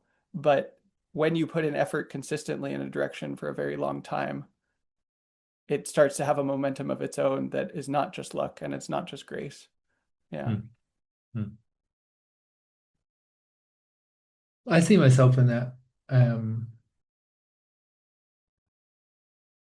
I think maybe because I'm a little older, I started writing to a less crowded internet. And so if you build it, they will come was really true. It was, it felt effortlessly true that there was a lot of times a linear correlation between how many posts I would write and how big the audience was. And not just how big, but how attuned or like calibrated. Like I found the right people that way. It was linear, and then occasionally it would go super linear where for some reason I struck a chord. And yeah, I'm just idly wondering now like how that's changing with the saturation of the web and with at the same time we've got these LLMs which can consume the entire graph of humans written output at once and how that's going to change things too. I don't know. It's the best, maybe it's the best heuristic we've got is if you build it, they will come. It's good enough for now. Well, I think another big part of my strategy is to build relationships and build a network and weave a web of these relationships Mm. and orient towards people who have virtues that I admire and are doing projects that I think are resonant. And that's part of how you start to have these compounding effects is um, what's good for you is good for me, and what's good for me is good for you, and what's good for you is good for our neighbor, and so on. It's like we all level up. Um, and if you really see that, you just want everyone to succeed. Like you want to do everything in your power to help everyone succeed because we are deeply interconnected, and what's good for your neighbor is good for you. And um, that's how I try to live. I mean, that's the empowerment department. I like, yeah, I should speak carefully here, but uh, I do everything in my power to help the people that I believe in, that I've cast this spell on, that I see their vow, and uh, I I put in a lot of effort and care and thought and love, skill, intuition into acting on that belief in people, and that's at my current power level. Like my current power level is quite high relative to my life and quite low to the world. And when I have, as I have more power, which I hope to have, that was really one of the main teachings of Maple was like, if you are wise and loving, you should have power and you should use your power for good. And so I have that like in my bones, like power is good because I am good and I will use it for good. And yes, power is, I always compare it to a knife. It's like it's a sharp knife. Like don't cut somebody and you might cut somebody and you have to be careful and you have to learn how to wield it and learn from your mistakes. But like that's not an excuse to just not use it. Um, don't just like give up using knives because they're sharp. Um, Mm. so I really hope to uh, wield that power to help people more and more, and I think that that has network effects and helps everyone. And I hope to receive that kind of empowerment also. I would love if someone watching this who's really inspired does what they can to help me so that I can help even more people at a higher scale. Like I will just pass it right on, but it's coming to the point where I have to be like honest and humble and be like, I need help too. I can't just give. And I was able to make a lot of things work for years through my Patreon and through staying on people's couches that would have been difficult to do otherwise. But that era of my life is over, and I need a lot of help to get to the next. This is kind of a transition chapter, really. I'm in Asheville, not Brooklyn, and I'm trying to like move towards being able to live in Brooklyn, be able to pay rent, um, and I'm not there yet. Yeah. Mm. Yeah, that was the other bullet point I wanted to clumsily get our way to was like Mm. just the question of money and a Brooklyn life. Like I understand that Brooklyn and New York. I heard you on the recent conversation with Daniel talk about it being the capital of the world. Like in Hmm. some sense, this is a nexus where you can be of maximum benefit, uh, and that and maximum fun. Hmm. Um, and one of the other obvious things about New York is that it's really expensive, and it's like, how do we? I want to know how you're thinking about getting the cash flow to be able to take that step with confidence. And so much of what you've described today in this conversation, um, I hear the story about your enthusiasm for leading the guild, the service guild, and I'm wondering, is that the vehicle that's going to generate the income that makes it easy for you to be in Brooklyn, or are you going to be holding that in balance with employment somewhere else, or like just kind of what's your snapshot of your current thinking on that? Hmm. Well, I spoke briefly about this in that conversation, but a big insight I had last year was about generosity and commerce. And most of the last decade of my life has operated largely, not exclusively, but largely on generosity, both when I was at the monastery and in recent years with my Patreon. And that's great. I love generosity. I love generosity as a model. I prefer it even in a lot of ways. And certainly for certain kinds of things like spiritual teachings. I agree with Peace Pilgrim. I don't think spiritual teaching should be sold. Um, I think you do your, she says, and I agree that you do yourself spiritual injury when you do that. Um, that said, commerce is great. And um, I want to learn more about commerce and business and how to do things. I've learned a lot over the years, and it's time to learn even more.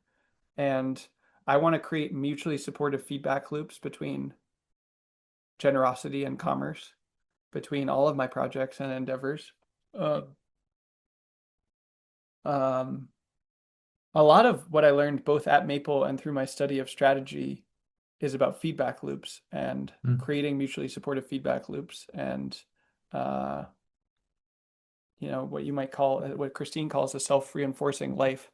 And so another way I've been thinking about it is like this term flourishing. Like I want to flourish in my life. I would say I'm close to flourishing, but not yet flourishing. And there's like 4 or 5 things that need to be in place for me to be like, no, I'm definitely flourishing. And being able to move to Brooklyn is one of them. Making more money is one of them. Having a life partner is one of them. Some stuff with health and relationships and like my family and so on. Um, but if these things are in place, then it's like, no, I'm flourishing. And um, I want the service guild to flourish. And the service guild's flourishing, one of the necessary but not sufficient conditions for that is that Tasshin is flourishing, that each individual member is flourishing, that the love department is flourishing, that the curiosity department is flourishing, that the empowerment department is flourishing, that we have infrastructure to create other departments that are also flourishing. And each of those is separate. Like, what it looks like for me to flourish is going to be different than what Mary might need to flourish or so on. And I'm thinking about that as guild master. But it's like, no, I need to flourish for the guild to flourish. Like that's necessary. And we're not there yet. Um, and then just to take it up a notch, like the service guild flourishing is part of, you know, Brooklyn flourishing or Teapot flourishing, or I really believe the world flourishing and ultimately all beings flourishing. And um, how do we get there? I need to focus on me flourishing for a bit and helping my immediate neighbors to flourish also, because we flourish together. Like it's not just focus on Tasshin for a while, but I do need to focus more on me. It could look like getting a job. I've been making more commercial offerings that people can hire me for. Um, and yeah, I would also love to receive even more patronage. I would love it if like a Bruce Wayne type character called me up and was like, you know what, Tasshin, you've been doing great work for years. I see you. I believe in you. Like, here's what I'm going to do to help move you forward. And like, that could look like a lot of different things. But I would love it if you, Lisa, and I had an apartment in Brooklyn that was just taken care of for us. And I would love it if I had a certain level of income that's much higher than my current income. And I'm like in the background always thinking about how much money I'm spending on food or travel or books or courses or whatever. And, I manage my money as best I can, but it'd be great to just be like, I just don't have to worry about that at this scale. Um, I'd rather put that worry into like that kind of thinking into how does the service guild flourish and I want people in the service guild to be able to come to me and like, Tasshin, I'm in the curiosity department and we really need to run this program where we do this thing. It's going to be fun for me and it's really going to help the world. Here's my plan. I'm like, that's a really good plan. We should do that. And they're like, it's going to be $100,000. And I'm like, that's great. I'm on it. I'm going to figure out how we're going to get $100,000. Um, I know some of the skills for doing that, but it's irresponsible to be at that level of operation when like I can't pay rent yet. So, um, and granted I've chose hard mode because I don't have a nonprofit and we aren't a company. It's a guild. It's a guild. Maybe we'll get a fiscal sponsorship if that seems prudent, but I have some resistance to that. My body says no, don't do it. So, um, I want it to be a guild, and that's different than a nonprofit. That's different than a company, and there aren't like legal infrastructure for guilds. So, um, yeah, that's how I'm thinking about it right now. Mm. Yeah, I was like reviewing the story and thinking about how touching it was to hear you describe young Michael as being unremarkable Mm, and how nobody that you've met in the last, I don't know, 5 or 10 years would have used that adjective to describe the Tasshin Uh, that is in front of us now. And um, you've gone through a lot of transformations to get to this point where you're extremely not unremarkable. uh-huh. And that surely there's some of those moves, resources, teachers, teachings that you've picked up along that way that could um, provide a lot of benefit to other people in a way that would, yeah, that could be commercialized without taking the psychic damage that you talked about as well. Hmm. Yeah, I'm the ones I've created so far, I'm very proud of, and I would be for all of them, I'm like, what would bring me joy? What would really help other people? And what would I feel proud to Mm, charge for? And then when I do put a number on it, some of the numbers are quite high. But I'm like, I've been inspired by this idea of a happy price, and it's like, what's a price for this offering that I would just be really happy to receive, and like no reservations, no and I kind of like that for me. Like similarly, like if you build it, they will come. That's been in my approach is like I'm just gonna build these services that I would be very happy to do for the right price and put the price that would make me very happy to do it. And eventually mm, I think people sign up for them more and more. And it's been happening, but I'd love mm. to see even more of those coming in too. I don't know if this is a question for right now or just for reflection, but what comes up is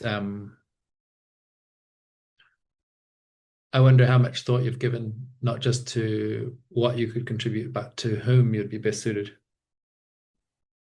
Yes, some, and I need to do more. I made a list last year of people I would love to work for, which included yourself. And I tweeted about it, and that list has grown slightly. There's people, I think if I was to work at a company, I would have basically in the right environment, I would be an amazing employee, and with the right boss and the right constraints on the job, like I really feel like I'd be a great employee. But then I'm just like kind of unwilling to do it if it's not that. And um, I'm perfectly like I'm writing a novel right now. Like a great version of this year for me would just be like fuck everything else and just write my novel every day. Like I would have a great year doing that, but that is not what's in the cards. I'll write my novel in my own pace and work on other projects also.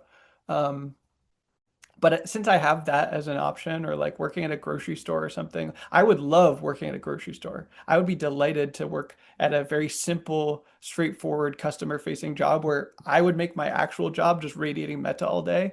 Like I would like give my, and then the other thing would be like a container for that, but like I would be incredibly happy doing that. So I don't want to take something that's like not, yeah, it's like I know BATNA. Like I have a really good alternative to like a okay job. I don't know. There's something to be said for like taking a good job and then orienting towards taking a better job later. But I like my current job a lot, so it would have to. Um, but yeah, that's that. Like certain people, certain companies, certain communities. Um, I think I'm really good at helping people who want to get in touch with their emotions and their feelings and do introspection.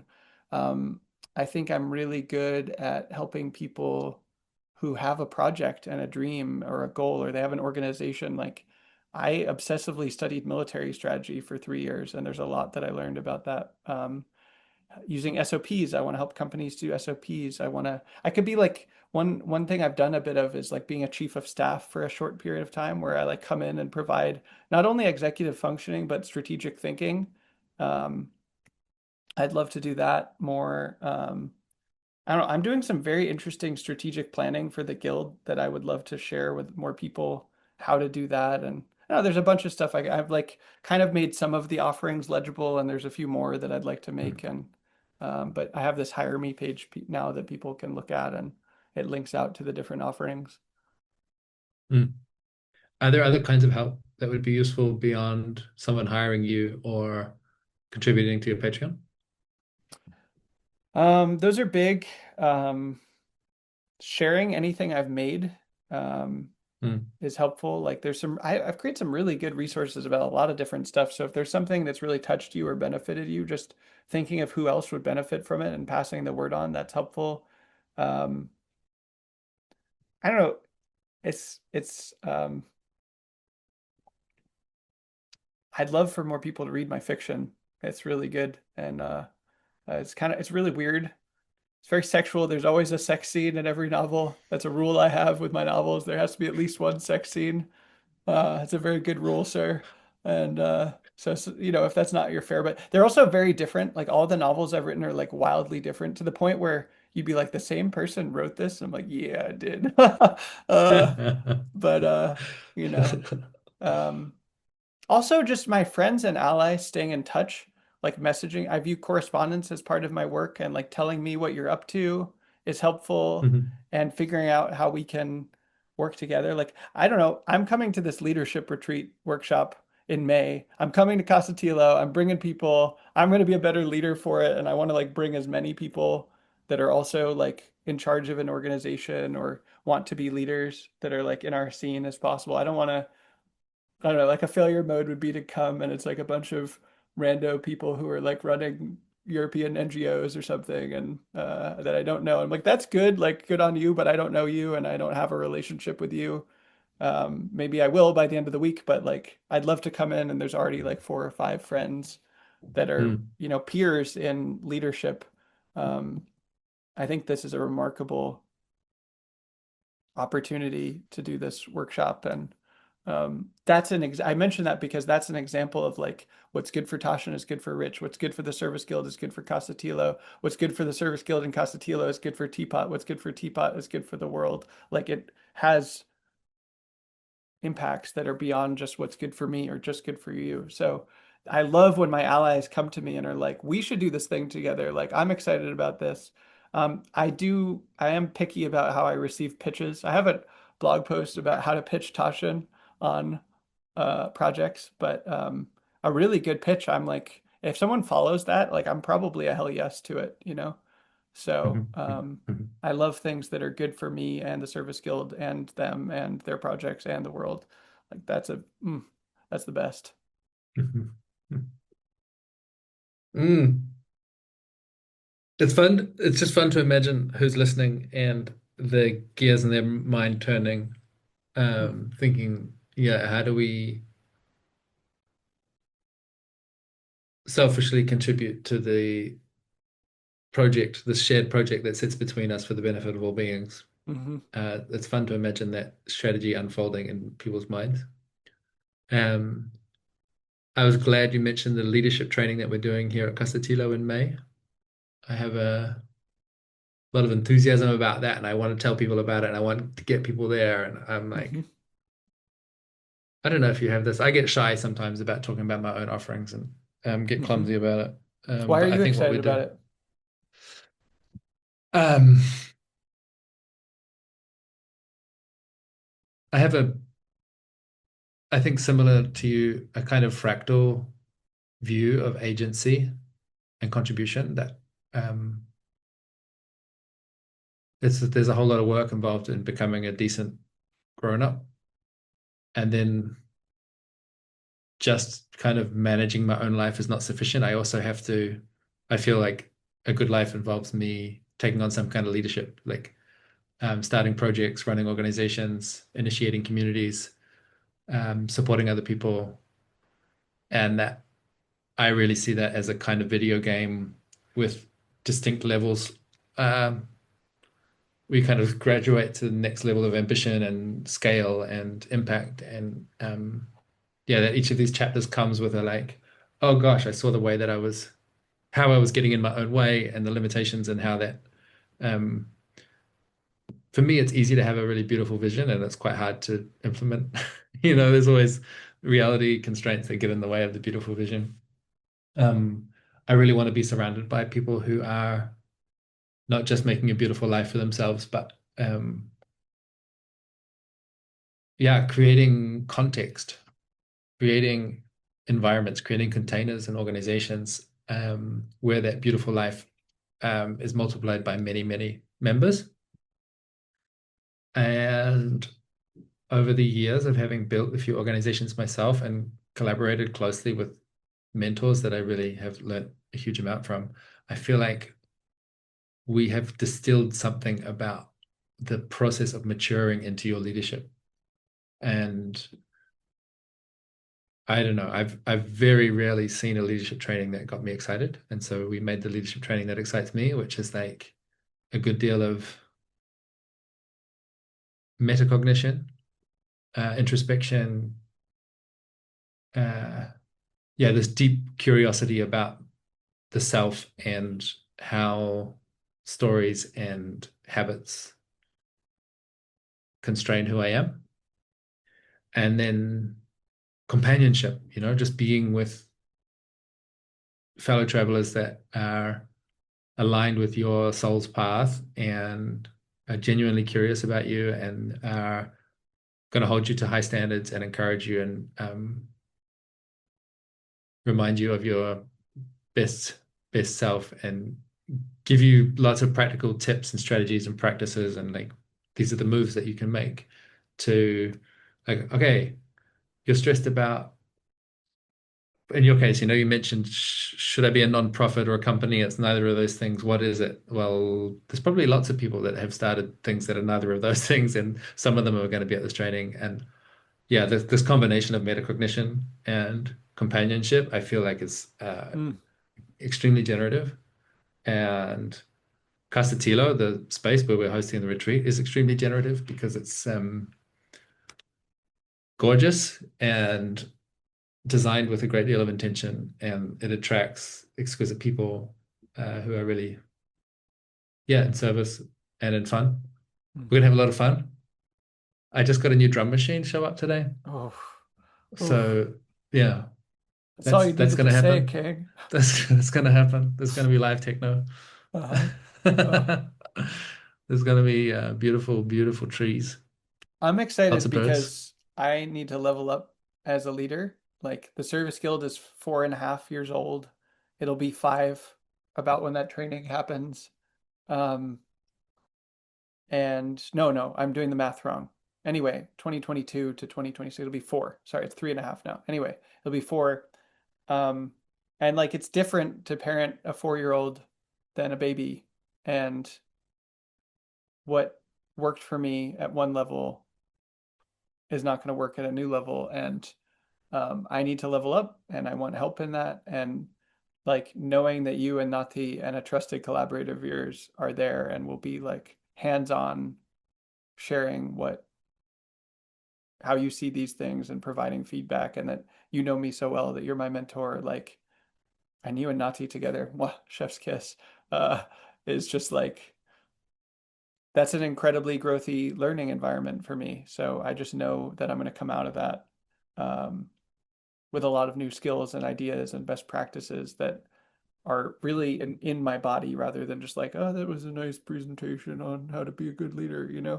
I don't need that.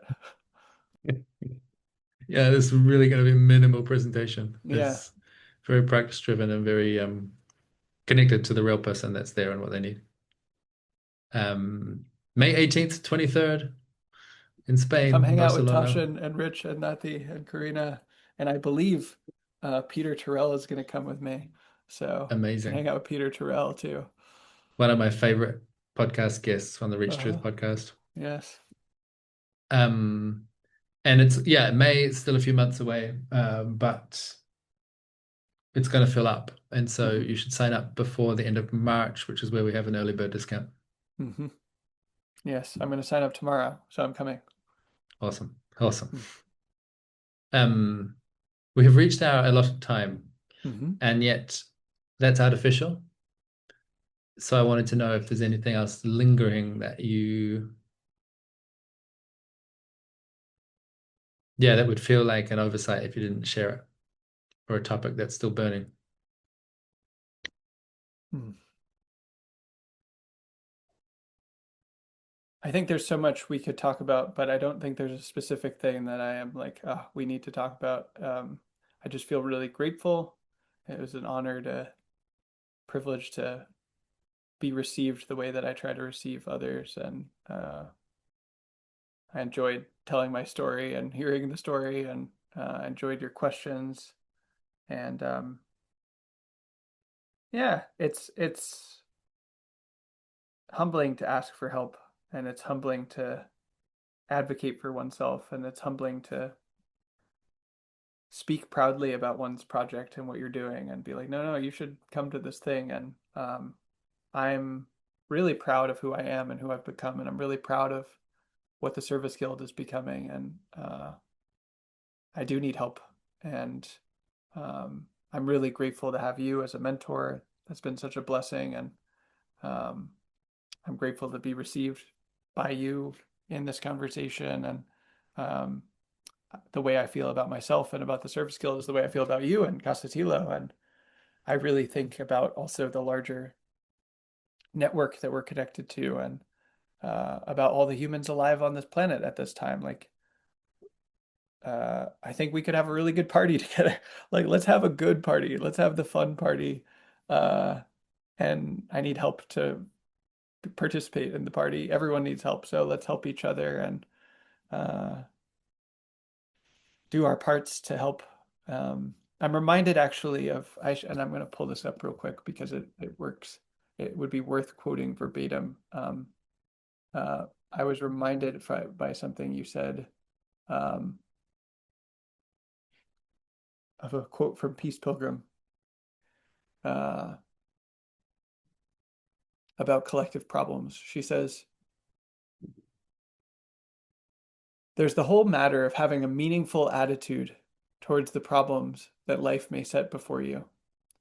If only you could see the whole picture, if you knew the whole story, you would realize that no problem ever comes to you that does not have a purpose in your life, that cannot contribute to your inner growth. When you perceive this, you will recognize that problems are opportunities in disguise. If you did not face problems, you would just drift through life. It is through solving problems in accordance with the highest light we have that inner growth is attained. Now, collective problems must be solved by us collectively, and no one finds inner peace who avoids doing his or her share in the solving of collective problems, like world disarmament and world peace. So let us always think about these problems together and talk about them together and collectively work towards their solutions. Um, yeah, that sends chills down my spine. Mm. Um, she really said it. Go off, Queen. um, I think the way she talks about it is, you solve your own problems, and at a certain point, the collective problems become more prominent. And I think you and I are at that stage in our lives, and but they're intertwined in our whatever problems we have, and whatever problems our neighbor has, and whatever problems we have, those get solved by facing the problem that's in front of us, whether it's our own or our neighbors or our communities or the world's. And I really, I feel so clearly that all of the problems we're concerned about, the people that we know or care about, are have root problems in things that may seem vastly disconnected. Like, like on my end, like whether I have a wife or whether I can pay rent in Brooklyn, like that in my world is on the critical path to world peace. And I can see it. I don't know all of the necessary and sufficient conditions, but so is, I spent a lot of the last year writing about Malcolm's non-naive trust dance. It's a great post. People should go read that one. I put a lot of work into that post. And the way we think about trust, revitalizing that's on the critical path to world peace. And Casa Tilo flourishing is on the path to world peace, and fractal flourishing, and all of our allies flourishing. It's not sufficient, but it is necessary. And we have to work together, as she said, collectively to help each other with the problems we're facing. And that's how we solve the collective problems. They're not disconnected. Things like world peace or, AI or bioweapons or whatever the things that we're scared of in the world level, those have root causes in our own local environment and our local communities. And if we can just roll up our sleeves and do the thing to help the people we care about, whoever that may be, whatever problem they're facing, whatever calls us, you can chip in anywhere. There's so much to be done. So just do the thing that feels good for you to do. But do that. And that is actually the thing that builds up towards solving these otherwise insurmountably huge problems. None of us can solve world peace alone. None of us can solve the fact that there's nuclear weapons alone, or global warming, or fascism, or whatever it is that scares us in our hearts about the way the world is going. That's deeply connected to our own hearts and our own lives in a way that we actually can do something about. So let us do that, not only ourselves, but us do that. Let us do that. Yeah. Okay. I'm done. I'm in. I'm in. Sign me up. Yeah. Thank God we're doing this together, Rich. I'm so grateful for you, brother. Yeah, man. Mm, Yeah, it is a really fun party mm. doing this together and watching each other grow. Yeah. That's also, I just want to go back to Casa Tilo. I had a great time when I was there recently. Any Yeah, excuse to go to yeah, Casa Tilo. yeah, So yeah. And for the benefit of the listener, I'm sure you'll be linking in the show notes your commercial offerings and some of these stories you mentioned, and link good the Casa reminder. I Tilo might not website have. for people that want to come to the leadership retreat.